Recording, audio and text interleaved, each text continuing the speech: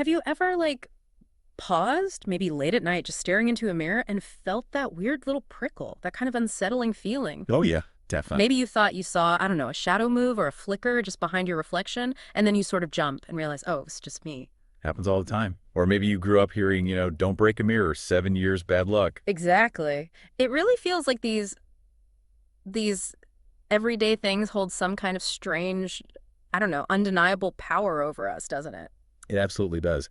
It's pretty remarkable how something so common, so mundane as a mirror can trigger such a primal, almost uncanny response. Mm-hmm. And for centuries, really, across so many different cultures, mirrors have been way more than just reflective surfaces. They're deeply woven into our history, our anxieties, our spiritual beliefs, Yeah. even how we fundamentally understand who we are. That's what I find endlessly fascinating. So today on the deep dive, that's our mission, right? Mhm. To unpack why mirrors have held such sway over us, captivating and yeah, sometimes terrifying us for like millennia. We're going way beyond just the glass. Yeah, exploring all these diverse roles from ancient rituals and folklore to like deep psychological insights and even cutting-edge neuroscience. We've really dug into a lot of material for this one. Ancient texts, folklore collections, academic papers, recent scientific research. It's quite a mix. Our goal really is just to bring you the most compelling and honestly some pretty surprising insights into this object that seems so ordinary but is actually kind of extraordinary. So, yeah, let's get into it. Okay, so when we talk mirrors, the mystique, it often starts with folklore, right? This idea that they're more than just glass and silvering, it's been around forever. Hashtag 1.1, mirrors as portals and gateways. Oh, absolutely. One of the most widespread beliefs, and it goes way back, is that mirrors are literal windows. Windows between our world, the physical realm, and the spirit world, or even doorways into completely different dimensions. Wow. It's a concept you find pretty much everywhere, popping up in really fascinating ways across different cultures. So not just reflecting light, but a genuine connection point to That, another plane. That's, oh, yeah. yeah, that's a powerful idea. Can you give some examples? Where does this belief really show up? Sure. Well, in Russian folklore, for instance, mirrors are seen as these direct conduits, direct lines to the spirit world. Right. And that's exactly why it's common practice to cover them up at night, especially if someone in the house has recently died. Okay. The fear is basically that spirits could just sort of slip through the mirror, or even more unsettling, that the soul of the person who just died might get trapped inside, unable to move on. And this isn't just a Russian thing, is it? It pops up elsewhere. No, not at all. This idea of mirrors as portals, it's a thread that runs through loads of cultures. Mexican culture, for example, has a similar belief, particularly around the Day of the Dead celebrations. Ah, okay. During that time, the veil between worlds is thought to be super thin, right? Mhm. And mirrors are believed to offer glimpses into the spirit world, letting the living maybe see those who've passed on. And what's really fascinating is it's not just about manufactured mirrors. A lot of ancient beliefs included any reflective surface, Mm. a still pool of water, Right. a shiny window pane, even a glass door. The reflection itself, no matter where it came from, was seen as a potential gateway. Huh. It really shows how deeply we've connected reflections with, Yeah. well, with other realities. So if they're seen as these potential gateways, does that mean people tried to, I don't know, manipulate them for supernatural communication, to actually call something through? That's precisely what many spiritual practitioners and people into witchcraft and things like that believe. A common ritual involves strategically placing two mirrors so they face each other directly. Ah, the infinite reflection thing. Exactly. It creates that infinite regress effect. And the belief is that this setup really amps up the energy, making it easier for spirits to either cross over or at least communicate. Mm. And to boost the chances, these spirit summoning activities are often done with other ritual elements. Maybe an altar nearby, lit candles, usually in total darkness. The whole atmosphere is considered crucial. So it's not just a passive doorway, it's something you can actively try to open or like turn up the volume on. That's the idea. And if you look at other stories, other lore, mirrors are sometimes shown as vital tools for people who actively deal with the supernatural. Like monster hunters. Yeah, exactly. In some lore, hunters use mirrors to reveal the true monstrous faces of creatures that look human. And on the flip side, more benevolent beings like angels or archangels are sometimes said to use mirrors or reflective surfaces to communicate with people. Okay.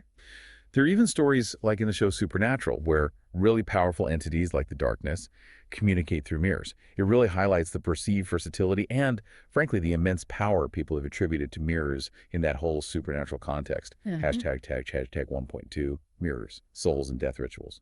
This idea of mirrors as portals seems tied really closely to another powerful belief, doesn't it? The idea that a mirror doesn't just show your image, but it can reflect, or maybe even trap, the human soul. This is where the whole 7 years bad luck Yeah. thing comes from, It's right? the absolute origin. Yeah, Yeah. that superstition, breaking a mirror, 7 years of misfortune. It's deeply rooted in the belief that a mirror holds or is somehow linked to a part of your soul. Right.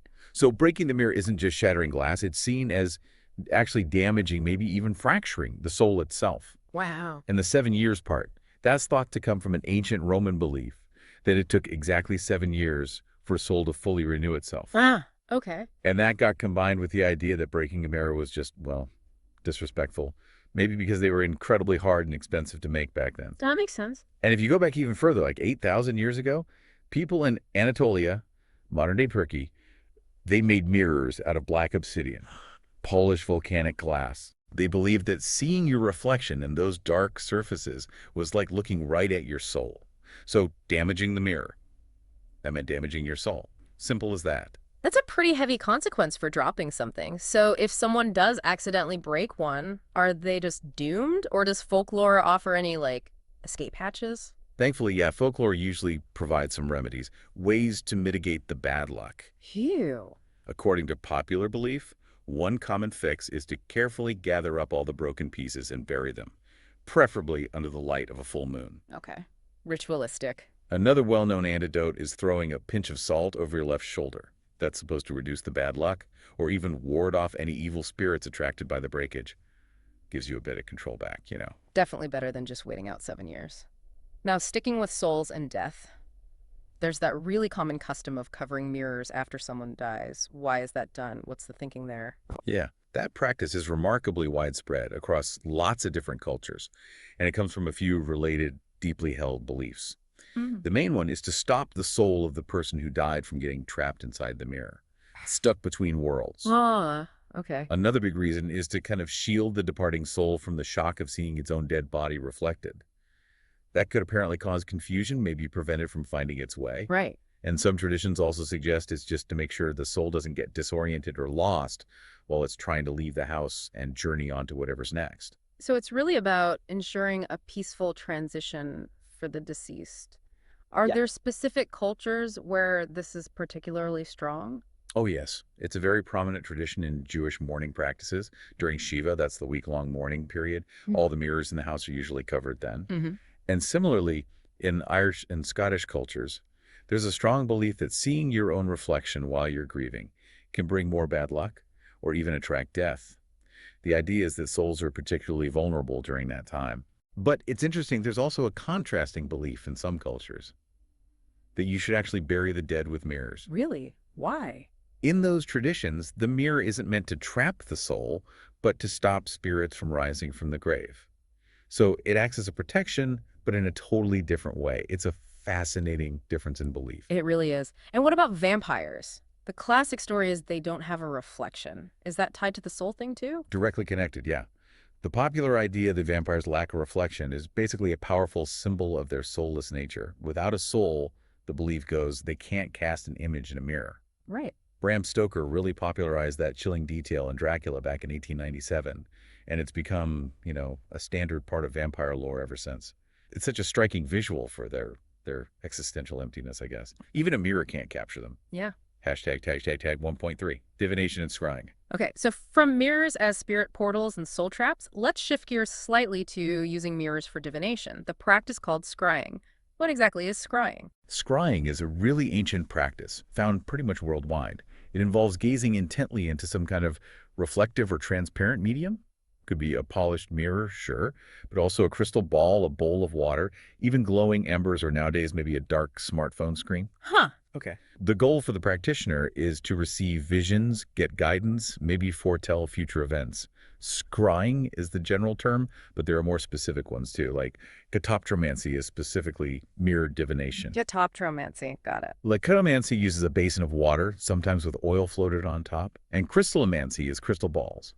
But fundamentally, it's about interpreting impressions or visions that seem to appear within whatever you're looking into, rather than reading external signs like birds or stars. So it's kind of like projecting your inner sight onto the surface. What about historically? Did the ancient Greeks get into scrying? Oh, definitely. For the ancient Greeks, divination was incredibly important, almost like medicine, really, a technical skill, a way of gaining knowledge. And catoptromancy, using mirrors, was sometimes seen as a more accessible option, maybe a poor man's technique, compared to pricier methods like reading animal entrails. Right. Less messy, too. Probably. And in their practice of leconomancy using water basins, the type of water they used was often significant. Like rainwater was thought to connect to heavenly gods, seawater to underworld deities, spring water to ancestors. Wow. Specific. Yeah, and there's even an account from the Oracle of Demeter in a place called Patre, where they actually lowered mirrors into a pool of water, apparently to amplify the reflective effects, maybe get clearer visions. Shows they were experimenting. That is fascinating. They were actively trying to improve the tech, so to speak. Were there any famous historical figures known for scrying? Yes, quite a few across Yeah. different times and places. Nostradamus, the famous French astrologer, was known for using a bowl of water or maybe a magic mirror to go into a trance and supposedly see the future. Right, Nostradamus. And even much later, Joseph Smith, the founder of the Mormon Church, used seer stones extensively. He'd sometimes put his favorite stone in his hat and look into the darkness to read what he described as miraculous reflections, which he said helped him get insights and translate sacred texts. So yeah, it's been deeply embedded in various spiritual traditions. And you can't talk scrying without mentioning fairy tales, right? Right. My first thought is Snow White's magic mirror. Is that a good example or is that something different? That's a great question.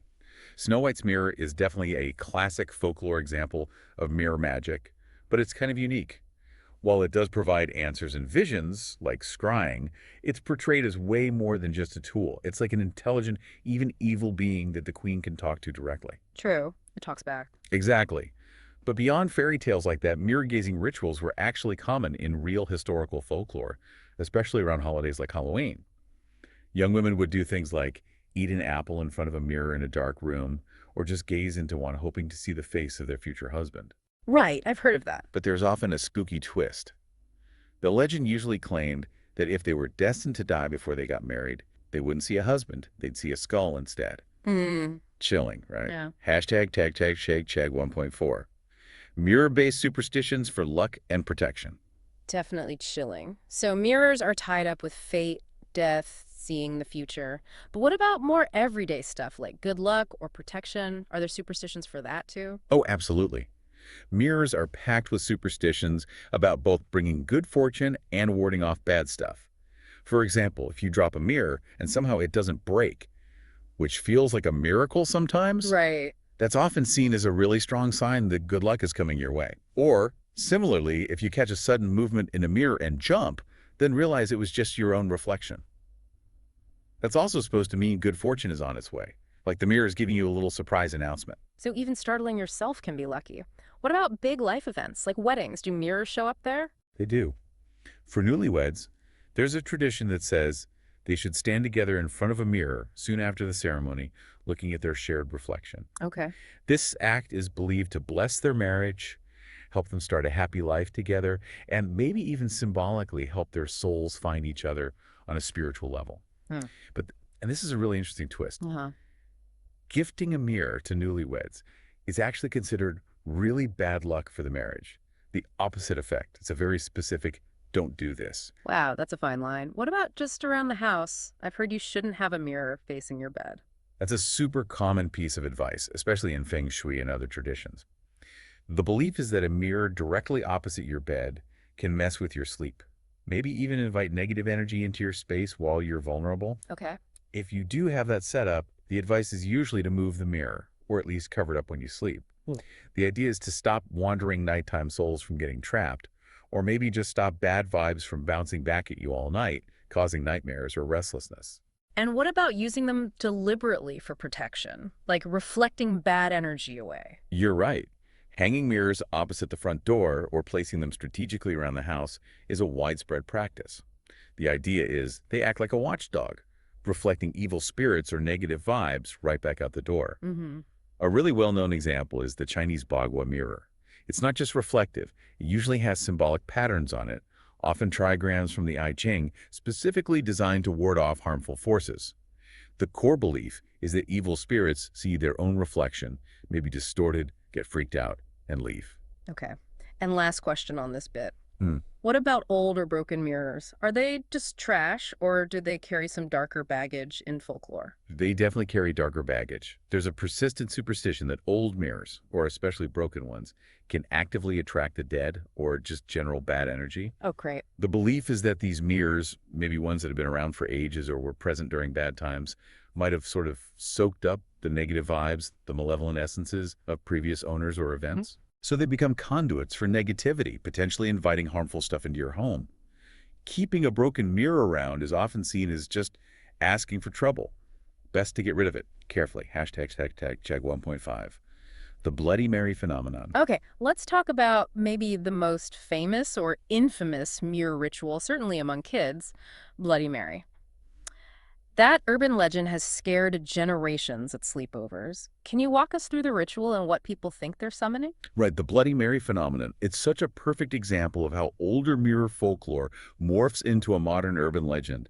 It plays right into our basic fears of the dark, the unknown, and the power of suggestion. Totally. The ritual usually involves standing in a dark bathroom, right? Often just one candle burning, and then chanting Bloody Mary a certain number of times, usually 3, but sometimes more right into the mirror. The tension just builds. And what's supposed to happen? What Yeah. appears? Well, the beliefs about who or what Bloody Mary is vary a lot depending on who you ask. But generally, she's depicted as this vengeful ghost, maybe a fortune teller, sometimes a mirror witch who might actually scratch you, or maybe just a tormented soul trapped in the mirror looking to cause harm. Right.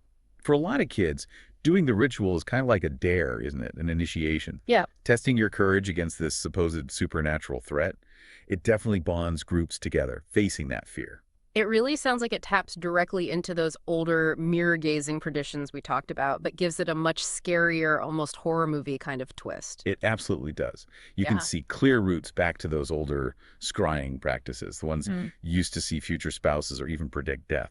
Bloody Mary is like the modern fear-focused evolution of that. Yeah. It gets amplified by the setting the dark, the isolation, the psychological effects of staring into a mirror in low light, and just the sheer power of suggestion that you might actually confront something violent. It cleverly uses that familiar bathroom mirror to unlock much deeper, more primal anxieties. Hashtag tag 1.6. Chinese mirror mythology, fact or fiction. That leads us to another really interesting mirror story, but with a totally different vibe, almost philosophical. Jorge Luis Borges's Fauna of Mirrors. He presented it as ancient Chinese mythology, and it sounds absolutely terrifying. Oh, it's a brilliantly chilling and imaginative tale. Borges, in his 1957 book, A Book of Imaginary Beings, recounts what he claimed was an ancient Chinese legend. Okay. And this story suggests that the reflections we see, they aren't just light bouncing back. They're another species entirely, these fauna of mirrors. Whoa. And they meticulously mimic us, watch us, learn our ways, all with the sinister goal of eventually coming out of the mirrors to replace us. And the really creepy part, the implication is that when they finally do emerge, we wouldn't cast reflections anymore. Okay, that's designed to give you nightmares.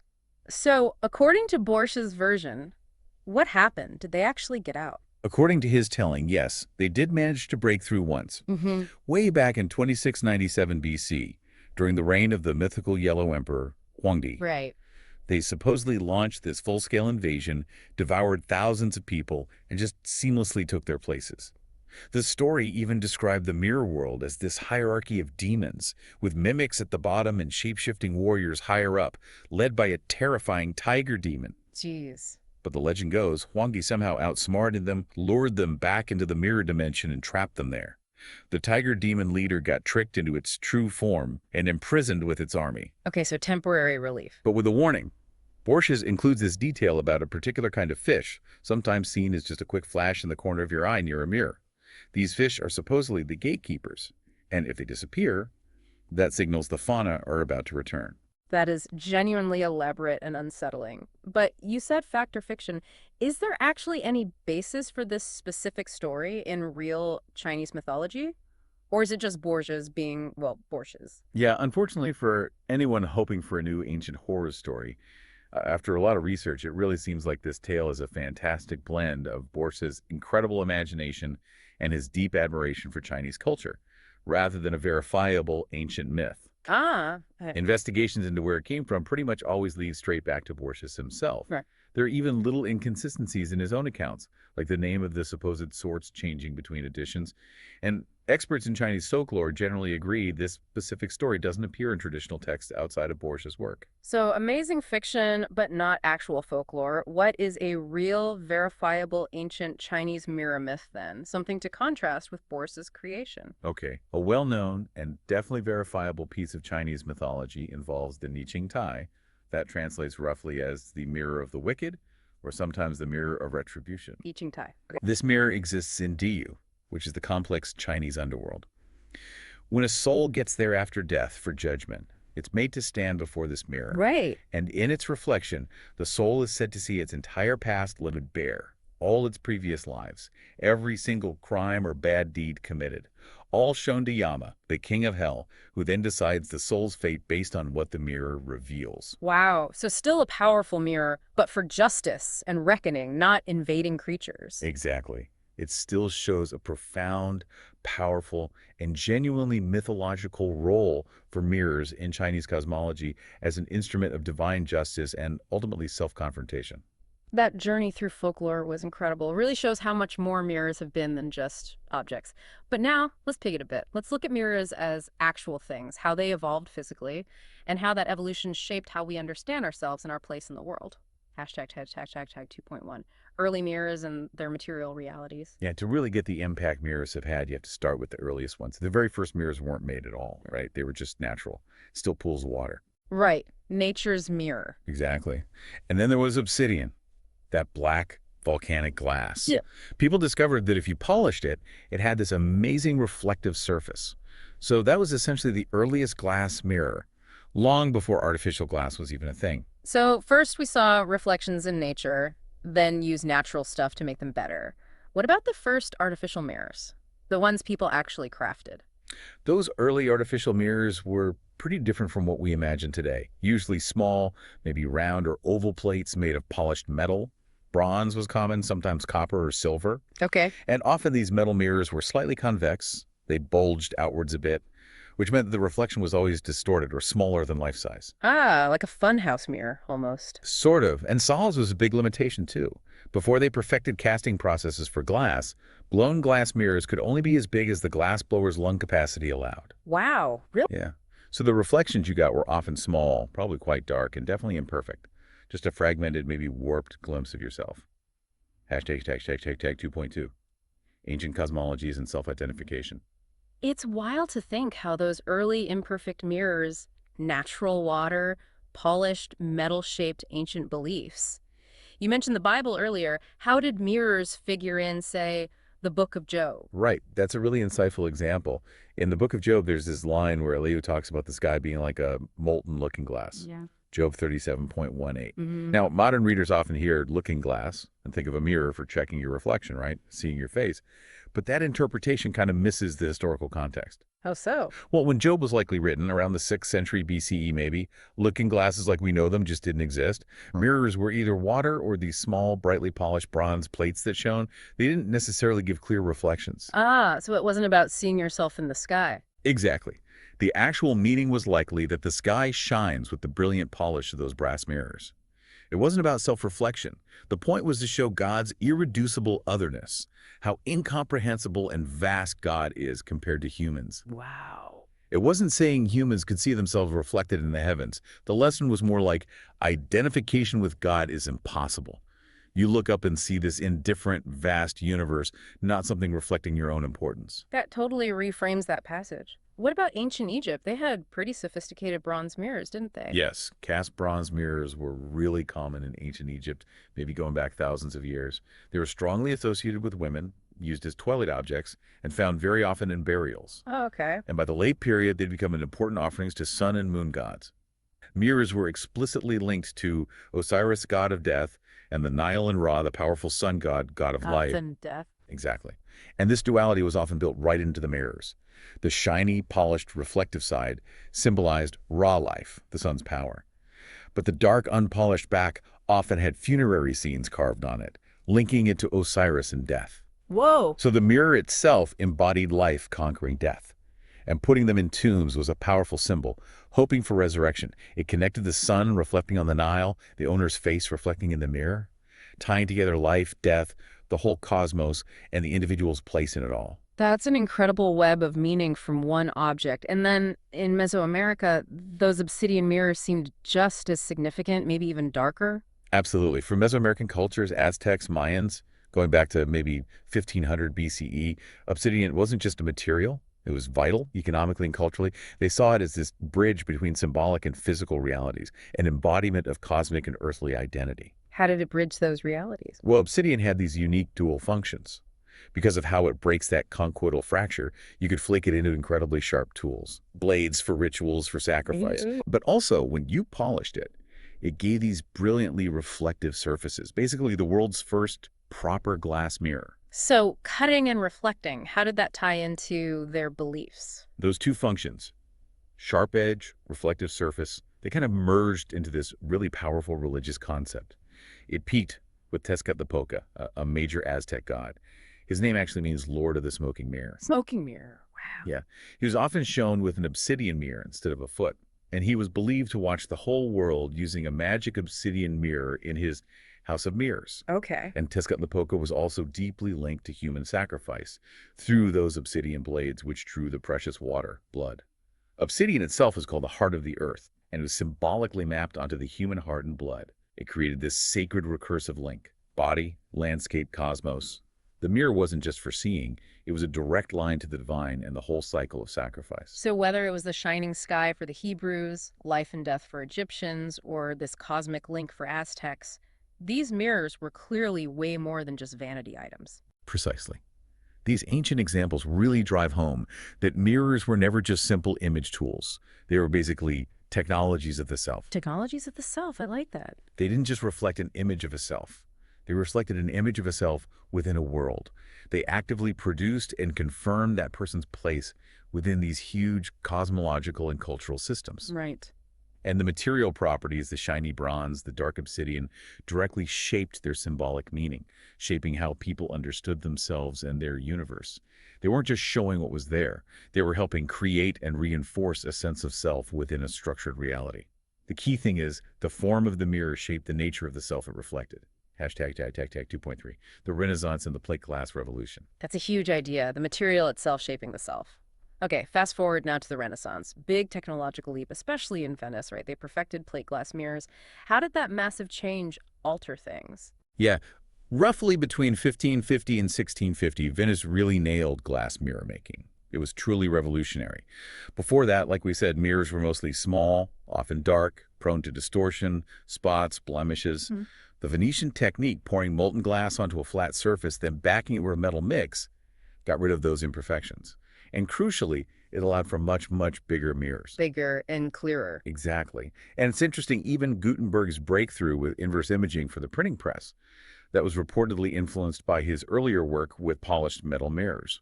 So mirrors were kind of influencing other tech too. Wow. Okay, so suddenly people have access to clear, large, accurate reflections. How did that new tech recode, as you put it, mirror symbolism in books and philosophy back then? It had a huge and pretty immediate impact. You can see clearly in the writing and philosophy at the time. The word mirrors, now meaning these new perfect glass ones, started to symbolize positive things. Good role models, ideal conduct, reflecting what was best in people or society. They became symbols of truth, clarity. Right, the ideal reflection. Exactly. But in contrast, the older, often distorting reflective surfaces, they were still often called looking glasses. And with the new tech around, looking glass started to mean satire, flaws, corruption. It exposed imperfections. Ah, so a clear split in meaning based on the technology. A very clear split. The mirror showed virtue and truth. The looking glass showed flaws and fakeness. It wasn't just words changing. It reflected a fundamental shift in how people perceived the accuracy, the moral weight, even the nature of their own reflection. That tech leap, that clarity, seems like it paved the way for some major philosophical shifts too, like Descartes famously seeing the mind itself as a mirror. How did that metaphor change how people thought? Yeah, Descartes really turned things upside down. He saw the human mind not just as passively receiving info from outside, but as this great mirror capable of reflecting knowledge. And crucially, not knowledge from looking out at the world, but knowledge generated internally through pure, non-empirical methods. Basically, through reason. So truth comes from inside, reflected in the mind's mirror. Exactly. It was a massive shift, moving the source of truth and self-understanding from the external world to the internal landscape of the mind. And that metaphor really caught on. Francis Bacon wrote about God framing the mind as a mirror designed to reflect the universal world. Okay. And Leibniz took it even further with his monads, his basic units of reality. He said each monad was a perpetual living mirror of the universe, each reflecting everything from its own unique viewpoint. So the mirror went from reflecting us to being a metaphor for how our minds grasp reality itself. That's a huge leap. And then later on, as these plate glass mirrors got cheaper and more common, like late 19th, early 20th century, that seemed to spark this renewed obsession with the idea of the double, right? Precisely. Suddenly, clear personal reflections were everywhere, an everyday thing for lots of people. And this coincided exactly with this surge of interest in philosophy and psychology in the concept of the double. The doppelganger idea. Sort of, but evolving. And it was intensified by all the new recording stuff popping up, then too, photos, phonographs, early movies, all creating these mechanical doubles, reproducible copies of reality. Right. Historically, the double was often seen as something else, a ghost, a spirit, a separate entity. Yeah. But in modernity, with your own clear reflection staring back at you constantly, the double increasingly became seen as an avatar of the self. So less about a ghost, more about weird versions of you, like that Narcissus myth idea, but reinterpreted. That's a great way to put it. Think about Marshall McLuhan's reading of Narcissus. He argued Narcissus didn't fall for himself. He mistook his reflection for another beautiful person, an external other. Huh. That really highlights the modern shift. The double becomes an internal, maybe unsettling part of your own identity. And early psychology started digging into this scientifically. Max Dessoir, a German psychologist who was also a magician, he actually coined the term parapsychology. Oh. He was one of the first to look at the mystical history of mirrors scientifically. So what was Dessoir's theory about why people saw weird stuff when staring into mirrors for too long? The hallucinations. Dessoir thought those strange faces or figures weren't external spirits. He theorized they were after images of observed events stored deep in the subconscious. Okay. These normally hidden memories, when brought up by the altered state of prolonged mirror gazing, took on that strange, uncanny character. This was a huge shift in understanding the mystical other that people used to see in the mirror. It basically moved inside the self. It became the unconscious mind. The mirror became a tool to reveal inner depths, not outer spirits. And that idea, the self being shaped by how we see ourselves through others and our reflection, that leads straight to things like the looking glass self and Lacan's mirror stage, doesn't it? Absolutely is a direct line. Sociologist Cooley Mead developed the looking glass self idea that our sense of self isn't built in. It develops based on how we think others see us. We see ourselves reflected in their reactions. Yeah. And building on that, Jacques Lacan, the psychoanalyst, came up with his famous mirror stage theory around 1936. He described that key moment, usually when a baby is between 6 and 18 months old, when it suddenly recognizes its own image in a mirror and feels this sense of, like, jubilation. The aha moment. Exactly. Yeah. And that recognition, even though it's initially a misrecognition of a perfect unified self that doesn't quite exist yet, is crucial for forming the ego. It helps the infant build an ideal form of itself. Okay. But here's the critical point, often missed. This kind of mirror stage experience, where babies could reliably see a clear, whole reflection of themselves, that only really became widely possible for most people from maybe the late 17th century onwards. Because that's when good mirrors became more common. Precisely. Before then, mirrors were just too rare, too small, or too distorted to consistently trigger that fundamental ego-building experience in the same way for everybody. The tech had to catch up to the psychology, or perhaps enable it. Hashtag 2.5. Cultural techniques and identity formation. That's incredible. The actual technology enabling a key psychological step in self-recognition. This brings us right to that concept you mentioned, cultural techniques, where mirrors are seen as active players, not just passive objects. Exactly. From this cultural techniques perspective, mirrors aren't just inert tools. They act as powerful, non-human agents in cultural techniques of identity formation. Okay, unpack that a bit. Non-human agents. It means their physical properties, what they're made of, their design, how clear or distorted they are, and the specific ways we interact with them, they actively shape who we think we are. Yeah. It's a whole network, the object, plus human actions and gestures around it. Mirrors don't just show us images. They actively participate in creating and confirming our identity within our culture. They're part of how we learn to see and present ourselves. So the mirror isn't just showing us something, it's actually doing something to us. And this connects to a logic of recursion. What does that mean here? All right, that's crucial. Mirrors have this built-in logic of recursion. Hmm. On one level, sure, they reflect physical images. But deeper down, symbolically, they reflect the broader cultural assumptions about what a self is and where it fits in. Okay. They actively place the user within the current cosmological, social, cultural systems. Yeah. So when you see yourself reflected, you're simultaneously being reflected by that cultural system. It's recursive. It means mirrors are powerful ways of repeating and reinforcing cultural norms about identity, often without us even realizing it. They aren't just reflecting, they're reaffirming the cultural script. This leads to a really fundamental question then, almost chicken and egg. Do our cultural ideas about self lead to certain mirror designs? Or do the mirrors themselves promote certain ideas about the self? Which comes first? That's the core question the sources wrestle with. And the answer seems to be neither. It's not one or the other. It's described as a mutually co-determining and conditioning relationship. Okay, so they shape each other. Think of it like a dance. Technical standards for making mirrors, driven by science and materials, come first and define what kinds of self-reflection are even possible culturally. Then, these newly possible ways of being a self influence what people want from mirrors, driving new designs and innovations. It's a constant feedback loop. Technology and the cultural understanding of self are always influencing and shaping each other. It's not a straight line. This feels incredibly relevant right now. We are absolutely swimming in reflective surfaces, aren't we? Physical ones, digital ones. Totally. Think about all the reflections we deal with today.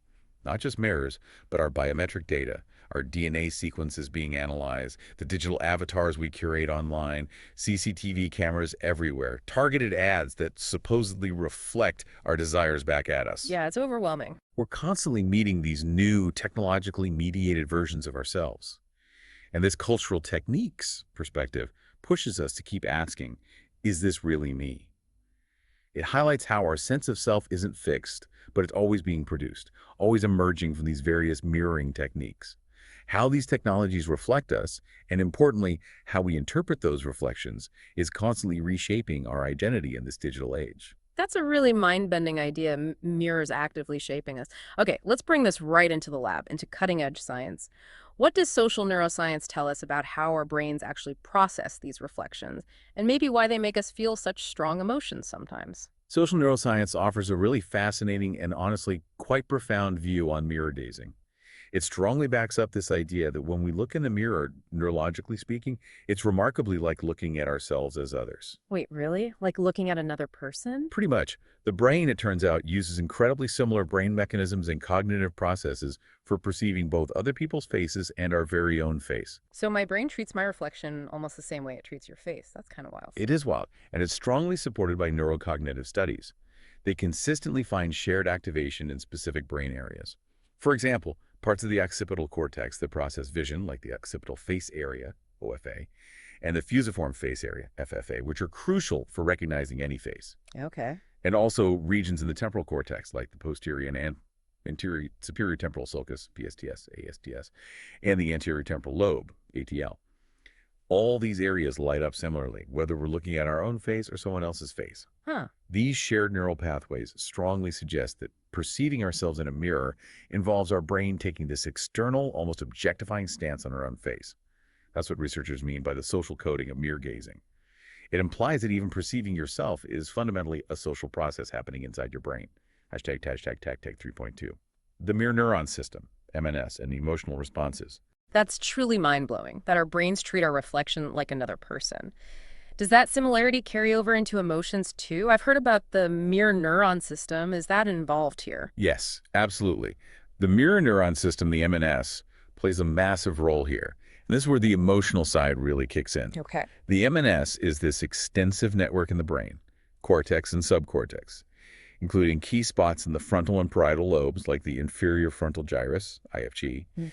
and the inferior parietal sulcus, IPS, Mm. plus emotional centers in the limbic system, like the anterior insula, the anterior cingulate cortex, ACC, and the amygdala. Right. The emotional hub. And it's called the mirror system because its neurons have this amazing property. Yeah. They fire both when we do something, like smile or frown, and when we simply see someone else do the exact same thing.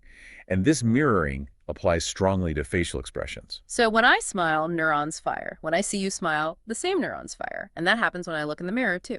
That's exactly it. And here's the really crucial part for mirror gazing.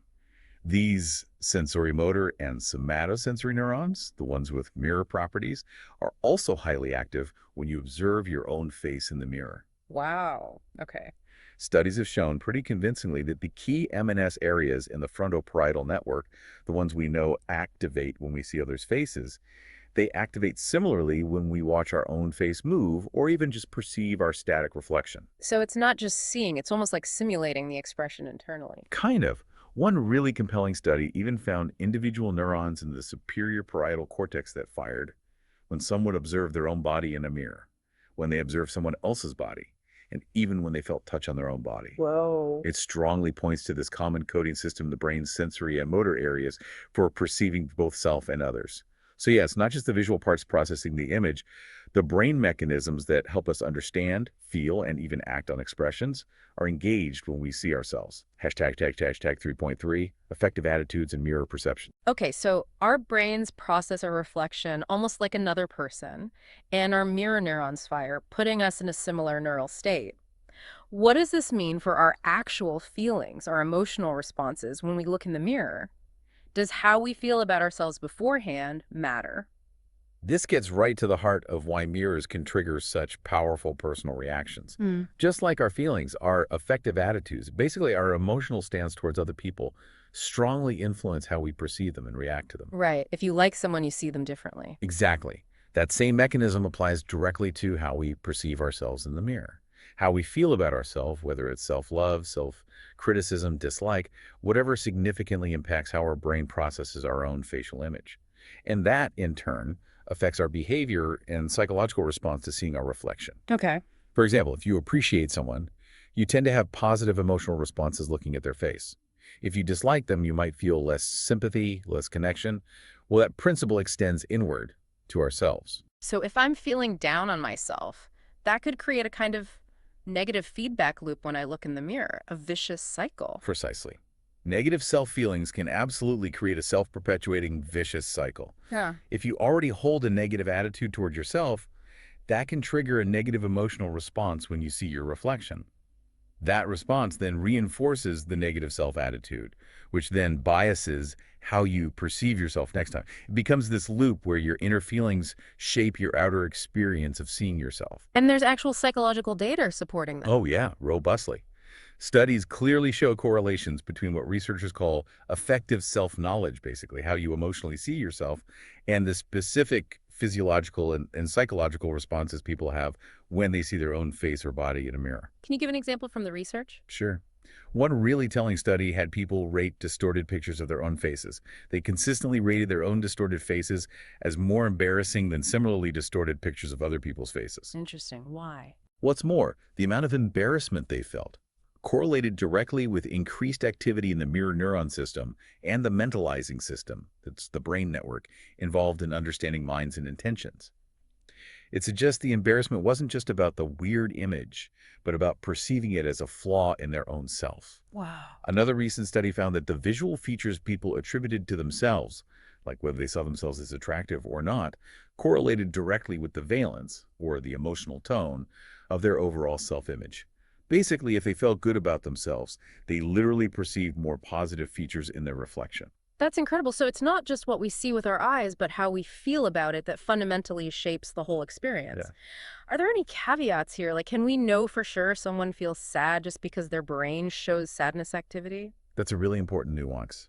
Neuroscience is complex. While we can see brain changes in sensory and motor areas that might predict, say, facial mimicry of sadness, we can't be 100% certain the person is consciously feeling intense sadness right then. Some of these responses can be automatic, unconscious, happening below awareness. So while we see strong links, like between a negative self-image and maybe sadness-related brain activity or subtle facial muscle movements during mirror viewing, we can't definitively say this person feels sad right now. Got it. But what the studies do strongly support is the conclusion that our perception of our own face is deeply modulated, deeply influenced by our underlying emotions and feelings about ourselves. And that gives us a solid scientific basis for understanding so many things about self-representation, identity, and yeah, the powerful, sometimes really unsettling experience of looking in a mirror day. Hashtag tag out trouble. Wow. What an incredible deep dive this has been. We've really gone through the looking glass, haven't we? From seeing mirrors as these ancient spiritual tools, portals for spirits. And tools for divination. Right. To tracing how they impacted philosophy, shaping our very sense of self as they evolved from, polished metal to clear glass, becoming metaphors for the mind itself with Descartes. And then finally, landing in modern neuroscience, finding out our brains process our own reflections almost like we're looking at another person. Yeah. And how our feelings about ourselves literally change how we perceive that reflection. It's amazing. It really underlines that mirrors are so much more than just objects. They're active technologies, tangled up with our identity, our perception, Yeah. constantly shaping how we see ourselves in our world, literally and symbolically. And yet, despite all the science, all the history, there's still that enduring strange power, that mystery, isn't there? Absolutely. The old folklore about fear, anxiety, even mental health links, it persists. And the spooky science behind why they can freak us out just adds another layer. It doesn't dispel the mystery, it almost deepens it. It really does. The complexity revealed by science somehow enhances the inherent strangeness of it all. So for you, listening right now, here's something to maybe think about. In this world where we're just saturated with reflections, actual mirrors, phone screens, selfies, video calls, all of it. Constant Yeah. reflections. And knowing now that our internal feelings, our inner dialogue, literally biases how our brain perceives us in those reflections. What does your reflection truly tell you about yourself? And how much of that story is being written by how you already feel about yourself deep down? It's a powerful question. Yeah. They say self-reflection is key to growth, that mirrors symbolize truth and wisdom. But if our own feelings shape the truth we see, what truth is it really?